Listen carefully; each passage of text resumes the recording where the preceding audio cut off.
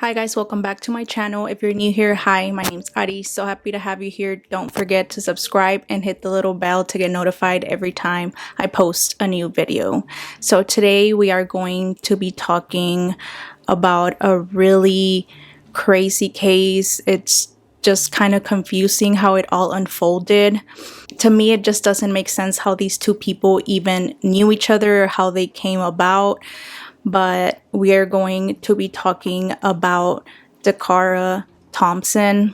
Dacara Rose Thompson was only 19 years old. Her birthday was on August 8th, so she had just turned 19. She was just a baby. She had just graduated St. Charles High School and was working for Prince George's nonprofit. She was the youngest of 5 siblings, and she was living with her dad in Hyattsville, Maryland for the summer for the work that she was doing for the nonprofit. And she had dreams of joining the Air Force one day. And on August 22nd, 2025, Dakara texted her dad around 10 p.m. saying she was going to get gas. And yes, they did live together, but I guess, you know, for teenagers, we've all been there. It's easier to send a text to not be told no. So that's exactly what Dakara did. So when her dad realizes that she's not back after an hour, so around 11:50, almost midnight, he calls Dakara, gets no answer. So he sends her a text and tells her that he's going to bed. She texted back, "I got gas and I'm out. I should be back soon. I love you too. Good night." So the morning comes and Dakara is not back home. So they start calling and texting her, and her parents start to get worried because this is not like Dakara. She has really good communication with her parents. She's really close to them. So it's not like her to not report back to them. So the family shares each other's location, and Dakara's mom goes to check Dakara's location, but her location is off. But she's able to get Dakara's last known location. And it pointed to the intersection of Jasmine Terrace and Ricks Road in Hyattsville, Maryland. So the day goes by, they keep calling and texting Dakara. They're not getting an answer.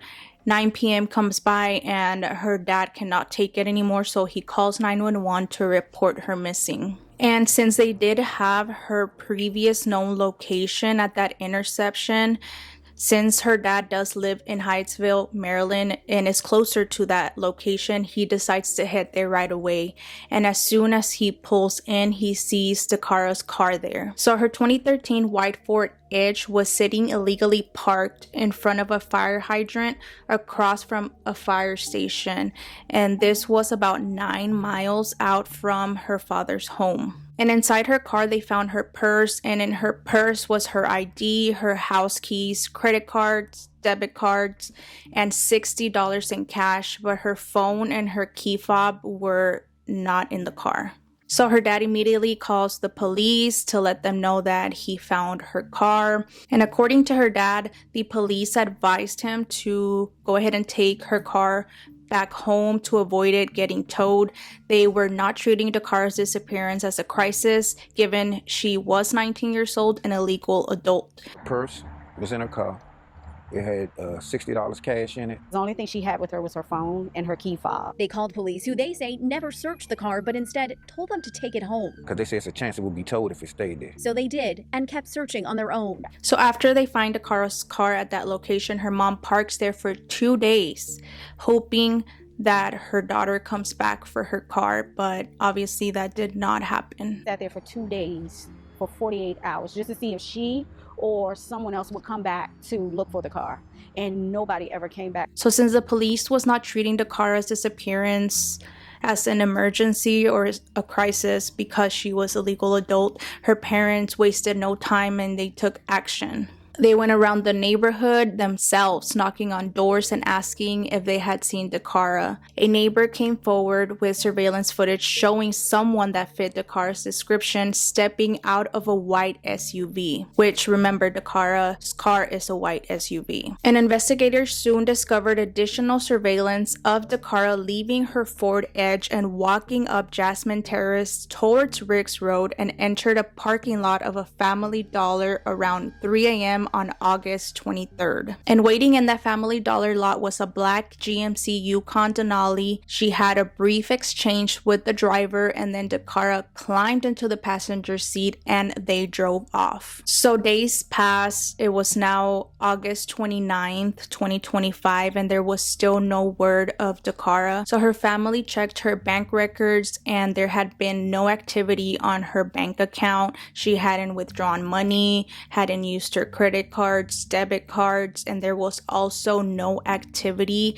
on her phone or her social media, which at this point it was unusual for her to be out of contact with them for this long. Remember, she has a very good relationship with her parents and she would stay in constant communication with them. Her parents exhausted every avenue they could think of. They plastered flyers of her everywhere, went around the neighborhoods asking everybody, posted her story on social media, reached out to the media, and still nothing. Carmen has spent 10 days now searching for her daughter and thought the mill was a good place to look. So why here? Why are you looking here? I'm exhausting any resource, anything that I can think of. I noticed this yesterday when I rode by to go to the location. I noticed it from my right view when I was riding by, and I made a note to come back and check here also this morning. Despite several hours of searching along the stream bed, Carmen and Daniel Thompson came up with nothing new.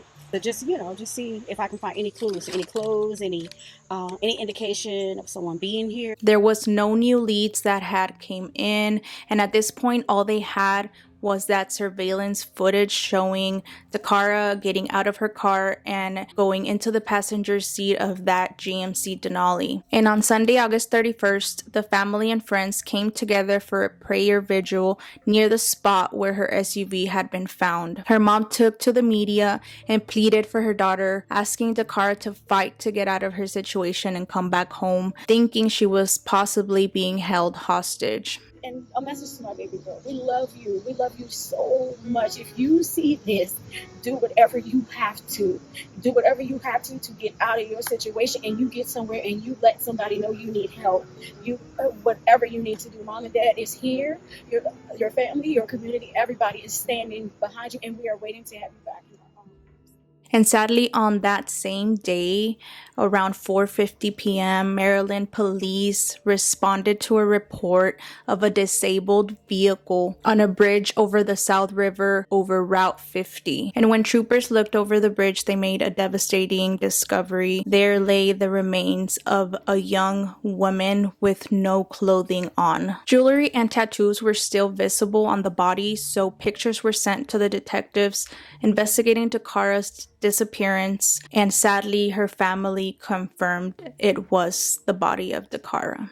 The medical examiner later confirmed she had suffered severe skull and facial fractures. So with the confirmation that sadly it was Dakara's body they found, their focus shifted to find out who was responsible. So they began retracing her final known movements following the surveillance trail. The Yukon became the critical lead, being that was the last Dacara had been seen. And by September 3rd, investigators tracked the black Yukon to a residence of Cambridge Drive in Bowie. So remember that when her family went to go look for her location, her last location showing was where her car was found, but law enforcement had access to more precise data. And that data showed that Dakara's phone last pinged at this exact address where this black Yukon Denali was parked at. Her phone was shut off around 5 a.m. the morning of August 23rd, which is when detectives believe is when she lost her life. And in the early morning of September 4th, detectives watched as a man left the home and climbed into the Yukon. They conducted a traffic stop on Cambridge Drive, and behind the wheel was 35-year-old Hugo Hernandez Mendez, an illegal immigrant from Guatemala. When questioned about Dakara's disappearance, Hugo told detectives he had been at the Galaxy nightclub in Hyattsville the night of August 23rd, which is the same night and location Dakara was last seen. He said he was supposed to meet an ex-girlfriend there, but never did.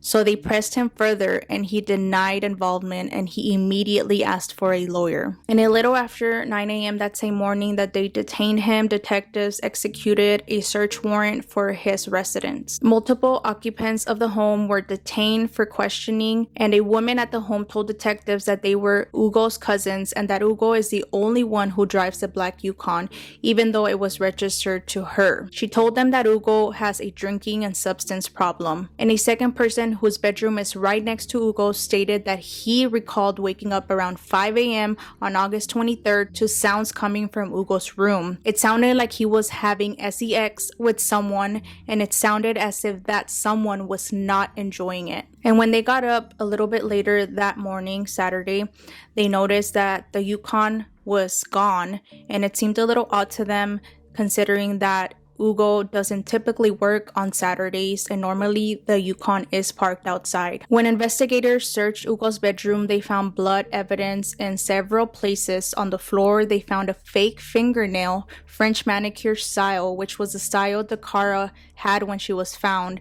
And coincidentally, Dakara was missing a nail from her left hand. They also found multiple pairs of women underwear and lingerie. And when they moved outside, they began searching through trash bags and found documents belonging to the residents of the house and a napkin covered from what appeared to be blood. They also found strands of black hair with red tint. And from the surveillance footage, they noticed the hair matched the wig Dakara was wearing when she got into the Yukon. They also searched the vehicle, and in the front passenger seat, they found traces of blood. Cell data and video surveillance confirmed Dakara's movements, and the movements of the black Yukon Denali are consistent with moving together. They believe Hugo unalived Dakara in his bedroom, then moved her body in the Yukon and then threw her over the bridge. So at this point, detectives are pretty sure they got the right guy, and they officially charged Hugo Hernandez Mendez with first and second degree murder. And his first court appearance lasted less than 5 minutes, and the judge ruled he would remain in a no bond status and no pre-trial options due to the nature of the allegation. And court documents showed that months earlier in April, he was arrested for a suspected DUI and he was released pending trial. ICE has now released a statement confirming that Hugo was put under an immigration detainer and is scheduled to return to court on October 8th, 2025 for a preliminary hearing. And an individual claiming to be married to the cousin of Hugo that lives in that same house claimed that Hugo's behavior had changed in the last 2 weeks. I never thought a family member would do something like that. We are distraught. The cousin of Hugo Hernandez Mendez agreed to speak only if her face was not shown. We will call her Maria. She says her cousin, an immigrant from Guatemala, lived with her family and other relatives, but recently she rarely saw him and his behavior changed. Her husband, Hugo, and a third individual were taken in for questioning, and her husband and the other individual were released. And Hugo was the only one that was detained. But the next morning, federal immigration agents came back to the home and took this woman's husband into custody. They did not have an order for my husband or a warrant for me. They simply handcuffed him and took him, she said. The woman insisted her husband has nothing to do with the alleged crime and that he fully cooperated in the criminal investigation. She told WUSA her husband is an undocumented immigrant from Mexico who overstayed his visa with no criminal history. They did not have an order for my husband or a warrant for me. They simply handcuffed him and took him. Maria insists her husband has nothing to do with the alleged crime. Her young children standing right next to her. She says her husband was taken despite his full cooperation in the criminal investigation. She has this message for Dakara's parents. I am a mother. I understand her mother and father. I have children. I hope God gives them strength through this difficult situation. I really lament that it was a family member of mine, my cousin. I am really sorry. And in an interview, a neighbor that's lived next to Hugo for years stated that he saw suspicious behavior following Dakara's disappearance, and that he saw that following morning they were burning something and it smelled odd. So I've lived next door to these people for years. This is the first time I'm speaking publicly about this. Like I said, I live directly next door. I was 40 feet away from where the attack happened. Smell, it's different. It's not brush smell. It smells more like something you'd smell akin to like a trash burning or something like that. I would be willing to bet that they were burning evidence of some sort. I know that when I told the detectives this, I know that ash pile that was back there is no longer back there. And then Dakara started getting a lot of hate on social media. A lot of people started judging her and blaming her for this situation, saying that she was allegedly selling herself and that at some point the sale went wrong and Ugo took her life. But obviously a lot of people came to her defense and stated that that is not how Dacara was and that was not the case. I kind of just wanted to speak on the Dakara situation because I don't like how y'all moving about it. So me and Dakara kind of known each other since I was little, and her father used to take us skating every weekend. He used to take us to different places and shit. I used to go over his house, all type of stuff. Like my mom, her father, and her mom went to school together, so you already know how them go. But that's not the point. The point is that I seen a lot of y'all in the comments talking about questioning the father. The father looked like he knows something. One thing that I can say about the Dakara father, Puda never played about them girls. Puda never played about them girls. So for all y'all that was in the comments like that, y'all need to shut the up because y'all don't know nothing. Y'all don't know him. Y'all don't know her. Y'all don't know nothing. For all y'all keep trying to make them funny ass jokes talking about, yeah, she was selling cat and y'all don't know the background story of what the happened. The only people that's gonna really know the story is the nigga that did it and God. He is never gonna come out and tell y'all the full fucking story. And if y'all think that y'all dumb is a bitch, the story would never be out. A mother never know what really transpired. Just because the roommates say that, yeah, they heard some things going on. First of all, if y'all was really using y'all brains, as y'all heard her father say, when they found the car, it was parked the wrong way for one, and she left all her stuff in it. Meaning, she knew she was coming back to the car. Because if I'm about to take over a minute out of my car, I'm not leaving my wallet. I'm not leaving none of that. She knew she was coming back to the car. Why the f did she leave her stuff if she knew that she was going with this man to be a to? And you know, even if that wasn't the situation, that's not y'all business to speak on. All y'all keep trying to be funny and do this and do that. First of all, y'all don't know her family. Y'all need to let her family grieve. It's been enough already, and it just came out that she's been deceased. So let her family grieve. Like, let them process what the going on. Y'all making y'all own narrative of the story and don't even know really what the happened. Y'all cannot do that. All y'all talking about, yeah, because it was y'all instincts and shut the up. Don't nobody give a about your instinct. You don't even know what happened for real. I don't like that for y'all. I really don't. So stop with the y'all doing. Relax. First, I'd like to thank members of the media for showing sensitivity during the reporting of this case. We know there were questions that you had and questions that we couldn't answer due to the investigation being ongoing. On September 5th, detectives from the Prince George's County Police Department's Homicide Division developed probable cause to present charges for the murder of Dacara Thompson. This morning, criminal charges were issued for first-degree and second-degree murder. The facts of the case: 19-year-old Dacara Thompson was last seen on August the 22nd. She was reported missing the very next day. On August the 21st, her family located the vehicle in the area of Jasmine Terrace in Hyattsville, Maryland. On August 31st, what we believe to have been Dakara's body was located by the Maryland State Police Department in the area of eastbound Route 50 at Route 97. On August 23rd, in the area of University Boulevard in Hyattsville, Maryland, a short distance from her vehicle. At approximately 3 a.m., for reasons still under investigation, it appears that Dakara willfully entered a vehicle being driven by Hugo Rene Hernandez Mendez, 35-year-old male, out of Bowie, Maryland. Through investigative techniques and video review, detectives were able to track the vehicle's movement to an address on Kimber Ridge Drive in Bowie, Maryland. On September 4th, several search warrants were obtained and executed pertaining to this case, which led detectives to obtain enough probable cause to take Hugo Rene Hernandez Mendez into custody and present him to the court commissioner for the murder of Dacara Thompson. We believe the murder occurred in the home on Cambridge Drive in Hernandez's bedroom. Her body was taken to the location that it was recovered at by Hernandez. At this time, there are no additional suspects. However, this investigation is ongoing. Our thoughts and prayers are with her family during this time. Detectives from the Prince George's County Police Department's Missing Persons Unit were quickly joined by the Prince George's County Police Department Homicide Unit, along with our law enforcement partners from Maryland State Police and the City of Bowie, who worked jointly and tirelessly to determine the facts of this case. Because the pre-existing relationships between our agencies, we are where we are. There's still a lot of investigative work to be done in this case, and we're asking members of the community or anyone that may have information about this case to contact us at 1-866-411-TIPS. I want to thank this community. When you found out that Dacara Thompson was missing, you answered the calls of her parents and her family to help find her, to locate her, because she means so much to so many. And so it is tough that we're at this point where the search is over and justice begins. I want to thank our superintendent. I want to thank also Chief Preston, the men and women of the Prince George's County Police Department and its homicide unit, as I have repeated numerous times as state's attorney, the best of the best. I want to thank you for closing this case quickly. And now we will hand this case over to our state's attorney, Tara Jackson, to seek justice. But I did want to reflect on Dacara Thompson, young 19-year-old graduate of St. Charles High School in Charles County. She was living with her father. And part of the reason she lived here is because she was working for a nonprofit, Prince George's, as part of her service year option that she decided to participate in. And that this activity is sponsored by our Governor Wes Moore.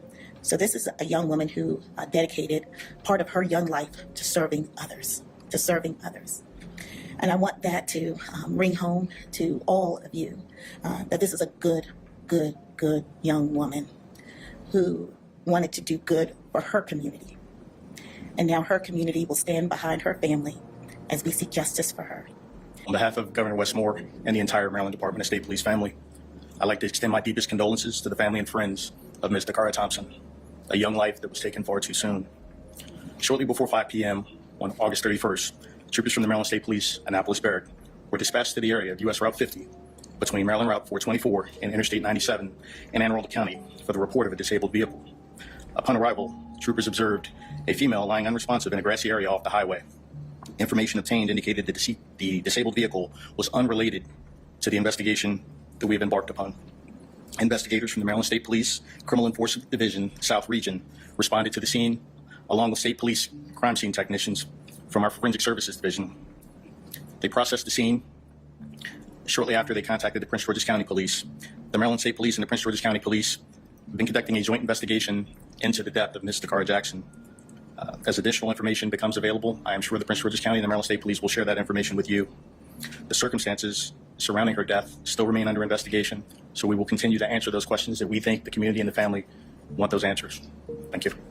A friend who's an attorney sent me the probable cause affidavit, and it's as bad as we can imagine it to be. The details are pretty graphic. I'm not going to discuss a lot of the stuff that's in there. I personally just don't feel comfortable, but I will go over a few things. For one, they said that her body was found in a grassy area off of 50, and actually she was found at the bottom of the bridge that goes over the South River. So he threw her down over that embankment. So she was found down by the South River, and she had no clothes on when they found her. We know there was a reporter that said they had found blood in the room, and the affidavit confirms that they also found other pieces of evidence in the room. There was a roommate/witness who confirmed hearing noises coming from the room at night. I'm not going to go into the details, but that's in the affidavit as well. There was also evidence in the vehicle, so I think that things took a turn in the car quickly once she got in the car. Details on whether she knew him prior or why she got in the car, that is not in the probable cause affidavit, and they are still investigating that. They definitely have a lot of physical evidence and digital evidence, surveillance to confirm that he did this to her. My heart breaks for her parents. May she rest in peace. The GoFundMe, originally created by her mom, Carmen Thompson, to hire investigators to help find Dakara, has now been changed to helping pay for funeral services and burial costs. It is with profound sadness that we share the passing of our beloved Dacara Thompson. This sudden and tragic turn has left our family devastated. Dakara was a beautiful, kind-hearted young woman who brought joy to everyone around her, and her absence has created a void that words can't fill. During the days she was missing, we held on to hope, but now we must focus on honoring her memory with the dignified farewell she deserves. Your gracious support will help to cover funeral services and burial expenses. I would like to thank the PG County State's Attorney's Office for the great service that they've been providing. I just want justice served for my daughter. So at this point, the motive is still unknown and it is still under investigation. Like I said at the beginning, it's a little odd how Dacara did she even know this man? And if she didn't know him, why did she so willingly get into his vehicle and leave with him? There's so many questions that I hope we get answers to. They're just so polar opposite. It just does not even make any sense how they would even know each other. A lot of people were stating that maybe she wanted to buy some green stuff from him or maybe some other kind of substances. But then again, people were saying that if she was going to do that, why would she leave her cash in her purse? But then she could have been carrying extra cash in her pocket. Obviously, from the looks of it, it did seem like she thought she was going to be right back, given she left her purse in her vehicle with all her cards, ID, and everything. I don't know, it's just a really unfortunate situation that as young people and teenagers, I've been her age before, and you always think that's not going to happen to me, but there are evil people out in this world. I just really hate how they're making this about immigration and how they're making it seem that, oh, she was unalived by an illegal immigrant. Yes, it's unfortunate. Yes, this man should have not been out, not here or in Guatemala. He's obviously evil. He could hurt anybody, anywhere. That's the only thing that's kind of bothered me, that they're making this about race and about his legal status. I think that has nothing to do with it. He clearly should have been locked up. He is evil. If he wasn't here, he was clearly going to hurt somebody over there, just how Americans hurt other people here too, just how that American just hurt that poor Ukrainian girl. Evil comes in all shapes and sizes. Nonetheless, this man is a monster and should not be out. I really hope that justice is served for Dacara and he gets what he deserves. She did not deserve for that to happen to her. She was a young, beautiful girl that was just starting life, and it seemed like she was genuinely a good girl, helping others and doing well for herself. But have you guys heard about this case? What do you guys think? Leave your thoughts in the comments, and as always, remember to remain respectful. And again, thank you guys so much for watching. Don't forget to subscribe and like and share, and I will see you guys on the next video. Bye guys.